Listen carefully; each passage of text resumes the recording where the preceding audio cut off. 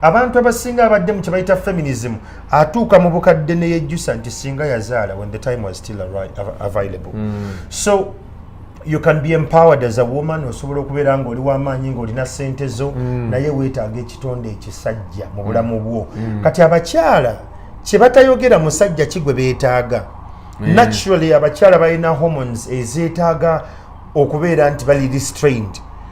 Kyova olaba omukyala olumu agamba nti nze nafumbirwa jjo nejjo nolowooza jjo nayina ne byaŋŋamba bwe mugamba ngenze mu mikwano gyange naŋŋamba genda. Sometimes women feel they need to be kwegamba ngaliwo omuntu amufuga amukomako si kufuga amukomako okufuga kyanjawulo.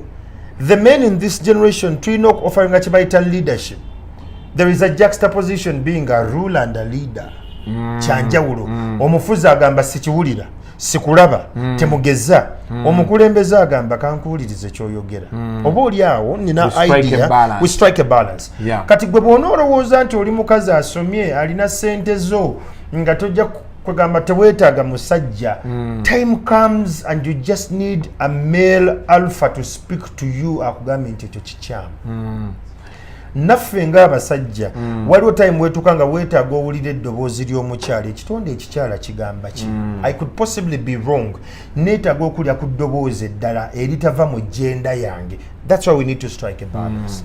Because these days most men are complaining bagamba nti honestly abakyala baba pushings on the wall. They have things they try to bring up and you know they're like wow ateka jukira opportunities ezinga zigudde mbakyala. Kituufu, as a country the male gender was never prioritized from the word go.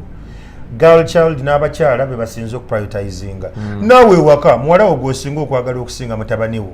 So tulina okukyusa dynamics zino okuviira ddala mu maka gaffe tusoosowaze abaana abalenzi. Omwana omulenzi bw'otamusoosowaza agenda kula eno nga yagongobala. Abakyala pressures ze baleese ez'amaanyi I want this, I want this, I want this. Njagala ba striking a balance teba confusing ebintu ebibiri. Your right and your role are two different things. Your right and your role. You have a right to be empowered and you go and you work and you do whatever you do. But does that infringe on your role as a wife? What is your role in the home? Your role as a wife olina okakasa nti ab'omu nju yo balidde emmere gwenga omukyala bawo yagiguze. It's your role to make sure that this food is cooked as per the standards of this home. That is your role. Your role is to make sure that your husband is sexually satisfied as a wife. Kati tojja kudda mu bya right simanyi ng'otuuseewo awo awo abasajja batandise okuseseetuka ne bafuna abantu abafulfiringa role ono. Every time you skip your role, there will be someone who will fit into that role. Hey, there's something you've spoken about, and I knows that you took nalabye na video ya Pastor Bujingo ng'ayogera about the side chick. Oyine kintu kyogambye nti every time you neglect your role, someone will step into someone will step in because that role is God given. Bw'oba oyagala okutegeera nti rooli y'omuntu nkulu nnyo gezaako osanga omukozi kati nze wange sirina mukozi. Just a minute omukyalo oli agala twala order yo. Bambi njagala kamere gye baliko nyabo mulina mmere ki? Kati nze mpa amatooke ogembe n'akawunga mpa amatooke ompa akawunga n'akaceere katono ate akamonde. Akamonde sijja keetaaga sitakyaba mungi. Olina ekisambi ekibuguma ekyenkoko olina ekiwawaatiro kale mpa kyonna ekirala naye nga tompadde mugongo gwa nkoko weba mulina ku nakati tonterako salads kati ndeetera ebyo mulina ne juice muwe mazzi. Leeta mmere amazzi nja kukozesa agaawano agaabwe simanyi gye bagajja ate agaawano weegali kale mpa amazzi muwe wora. Nkyali bulungi saagala kulya kudduka buddusi misinde nedda nja kusasulira. Ndidde wano ndidde essaawa nga 4 yoyo yeggwe bino bye byasigaddemu. Omanyi omusawo yaŋŋamba nanga nti tandika okulya nga tolya kufa. olyako katinitini mugaso n'okomaawo kati kasitampulira ng'olubuto lumala nga nkomaawo bagiyita the keto model keto fasting model ekola so we are talking about role because right nalaba video ya Pastor Bujingo saagirabye yadde ayogera ku side chick kiki ekyagaza omukazi ono w'ebbali ne bamuzimbira ennyumba ne bamuteeka gye bamutadde nga yagamba omukyalo ono ye asobola okugolola essaati n'agikuba nti leero yambala eno n'anotisinga nti eno ekitogi kikoze bwe kiti but because I think sometimes when you be with your madam for let me say 5, 6 years, 7 years I don't know they lapse a bit yes. Kati osanga ng'omuntu eyalinga asobola okuga nti you know yambala socks zino oba na compliment because well Kyamagero you could find nga mukyala we yakulondera akajacket kano n'empale ne gondaga nti I think you'll come out like this.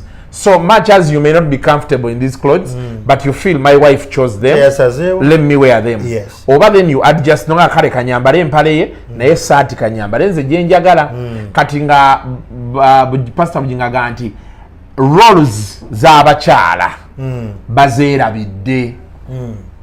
I don't think bazeerabidde. It's complacency. Kamanyiro. Complacency kamanyiro. Standard super. Nti omuntu yakumanyiira ne bw'ona obuuza essaati emirundi ebiri n'atagikwata olina kyojja kukola anyway wampasaawo olina empeta mugatogo bw'oyagala twawukane kiwato ebintu gwaluuzinga kati ye n'atuuka mu mbeera now the complacency weesinga okuva nti we don't have conversations as married couples we don't have conversations as partners mukyala wo omutunuulira nga maid wo nga slave wo kino nga temwakikoze kino nga temwakize kino nga bwe mutuuka mu buliri omugambo waaye naali oba siirye like buli kaseera there is no conversation leading ku kintu kye mugendako ne mubeera nti mutuuse mu sexy omwebakako bwebasi you don't make love you just fuck leading to that absolutely gwe wali otuddeko ne mukyalo ne mutandika okwechekinga nakucekinga nakugamba mwami enaku zino sikyakutegeera amaanyi gakendeera